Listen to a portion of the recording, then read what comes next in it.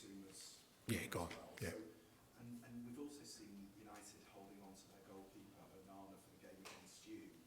Quite a big difference in terms of join-up times, a bit of an inconsistency there. I just wonder how you feel about that and if it feels entirely kind of fair to you. Yeah, no, I don't think it's fair or unfair. It's just, each club can sort of deal with it the way we want, and there's other reasons for these kind of things. But no, I don't think it certainly doesn't. What other clubs do doesn't. It doesn't sort of affect me or the way I view it. Ultimately, we're bound by FIFA rules with these things, and we we want our players to represent their country. They're big tournaments they're going to, and hopefully they're all successful. And more importantly, hopefully they all come back healthy. Were you surprised that United got that extension on? No, I mean, like I said, I spend zero time. I'm not bothered at all what other clubs do. No. Similar theme on losing the players, Ange, to the cup competitions. Would Spurs have to consider that now moving forward when they do enter the transfer market? Because 3 first-team players is a significant amount, and any more, I'm assuming, would be pretty catastrophic. So is that something the club have got to be wary of now when they look at signing players? Oh, I'd hate for that to be the case because you'd miss out on some fantastic talent. We've got a generational player from Asia that's been representative of our club, and if we lose him every 4 years for 5 weeks, I think it's a real small price to pay. And I love international football. I think it's important. I don't like the way the calendar has been crammed, but the events, the tournaments they're going to now are significant tournaments. They're not sort of just thrown together in the last couple of years. The African Nations Cups are very important. The Asian Cups are very important for these nations. You've got to understand that these guys, this is where they were brought up. This is where, a lot of who they are today comes from. And when they go represent and put their shirt on, it's not just another game of football for them. So I'm sure Sonny would love to have been here with us and Pape, but it doesn't diminish what they do there. And I would never rule out somebody because they're going to represent their country. I think representing your country helps a player develop both professionally and personally.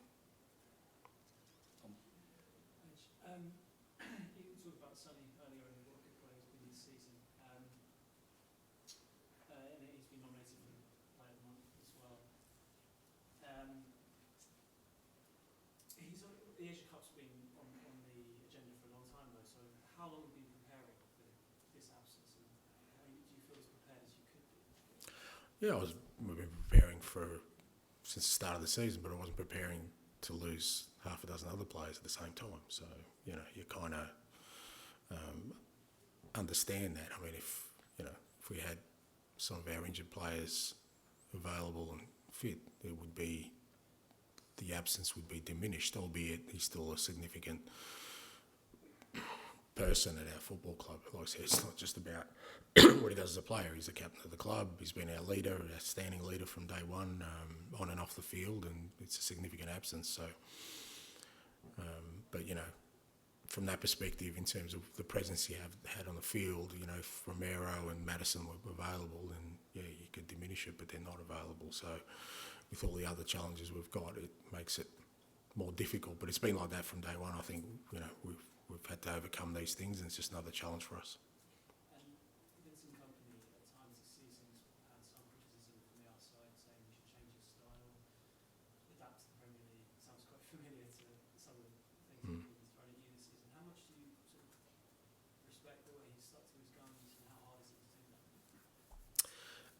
Yeah, look, I keep saying I respect every manager in the way they go about it because I know how tough a job it is, whether that's in the Premier League or anywhere else, but it's obviously amplified here in the Premier League but we played Bournemouth on the weekend. I think there was similar criticism around Andoni's work at the start of the year. He stuck to his guns in the way he wants his team to play, and it's not easy, but ultimately it's the biggest measure of, I think, of who you are, what you stand for, because invariably if you change in that moment just because people want you to change and not because you feel it's the right thing to do, then you're on a slippery slope because those things never end. There's always challenges, you know. There isn't a manager, irrespective of where they are, even the ones who are on top still get criticised for something they do. So it's part of your existence as a manager. You need to embrace that and understand that. And like I said, the test then becomes when people are calling for you to change something, and it doesn't mean you don't. If you think it's for the right reasons, then you should do it. But if you're just changing because you think it appeases or somehow will mean people cut you some slack, it just doesn't happen. It's a slippery slope. Like I said, you end up becoming someone you don't want to be, and ultimately you fail. Hamza. You've been coaching a long time. I've been to the company not so long, but you've both been in the Premier League an equal amount of time. How hard do you think it is for a young manager to learn their trade in the Premier League compared to other leagues? Look, I think it's hard wherever you do it. I guess there's more focus here for sure, but you also got more resources. You know, there are other managers who their first job is, you know, a real hard shift as well. You know, but wherever you start, I guess, like I said, the important thing is that ultimately you know, especially when you're kind of first getting into it, is that you kind of try and figure out who you want to be and how you want your teams to play, and every opportunity you have to do that you try and take. And it's obviously harder under the spotlight of a competition like the Premier League because every little thing gets scrutinised and sort of dissected, and there's plenty of opinion, plenty of advice, but ultimately you realise that none of it really matters if it's not who you are, you know. And but like I said, I've got great respect, whether it's, you know, somebody like Vincent who's in his first year and in the Premier League, and somebody like Roy who's, I don't know, then he's not escaping criticism either, is he? So that's your existence. Like, if you've got to understand that never goes away. It'll never go away. And as long as you know how to deal with it, and like I said, you don't allow it to change you, then you can live with it. I appreciate that everyone's always learning all the time, but is there anything that you've learnt in particular over the past few months that you've Well, I've learnt there's a word I shouldn't use from now on. So you're always learning, mate. You know, even at my age, and I've always tried to make it. I've always tried to make it sort of, you know, a pact with myself that, you know, I'm never going to stop learning, whether that's about life, football, or anything else. And you know, I've enjoyed the experience so far. It's been everything I've kind of wanted it to be in terms of challenges and in terms of you know, the space I'm working in. But at the same time, I think, you know, the years of experience that I've had have prepared me well for it. Matt, you got anything? Yeah, no, I just wondered, do you ever picture yourself lifting trophies, as a more general question? I've got real pictures, mate. No, but I mean, you obviously... There's quite a few of them, mate. Mentally, what I'm thinking is, do you pick... No, I just look at the ones I've got, mate. You're lucky to be able to do that, but... Yeah. No, I've earned them. I'm not lucky. Put them above the ceiling. No. I know what you're saying, but I'm saying, is that what sort of inspires you and spurs you on those pictures? I like. It's a debate between fourth, isn't it, and winning. No, I get that, but like, I love winning, mate. That's all I've done my whole career, and I don't say that dismissively that I've got pictures, and I don't, you know, no, I don't have them on my ceiling, mate, as you suggested, but I that's what drives me. You know, every year I start the year hoping that, you know, at the end of the year there is a picture of me with a team and lifting a trophy. That's what I've tried to do my whole career, and I've got plenty of evidence of that. So that's what my sort of intent is here. It's not something that I have to visualise, it's what I do. I think Spurs have lifted trophies in the past. Are you keen on having those around and using those to motivate the players, to show them what it's like, or are you somebody who finds shy a little bit of putting the pressure on? No, they're around.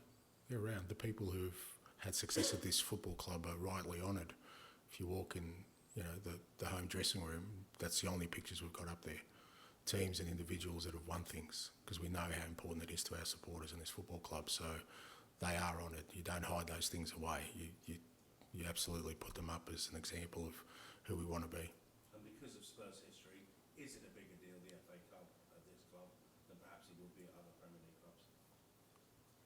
I don't know about other football clubs.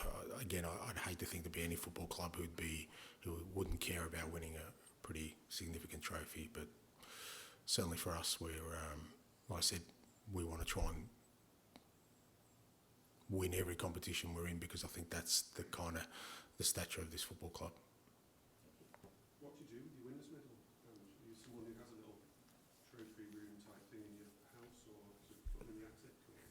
No, well, the thing is, like, and to be fair, my wife's in Australia at the moment, and she's been moaning about it as well. Is that we've moved so much, mate, that it's just, I don't have like a house where you go, you know what, I'd love to one day, and they're all somewhere. You know, I've still, obviously I've got the Celtic ones because they've travelled with us at the moment, but all the other ones, I don't know, you know, they're somewhere, they're packed away, but yeah, we've had an interesting sort of existence, not a normal one where you have, you know, your family home, and I can set up that'll come at some point, I hope very soon, but you know, we've been nomads a little bit, and you kind of live that sort of existence with all your possessions. I've got my family, mate, they're the only sort of trophies I need. And we'll finish with Dan for 12 o'clock tomorrow, please.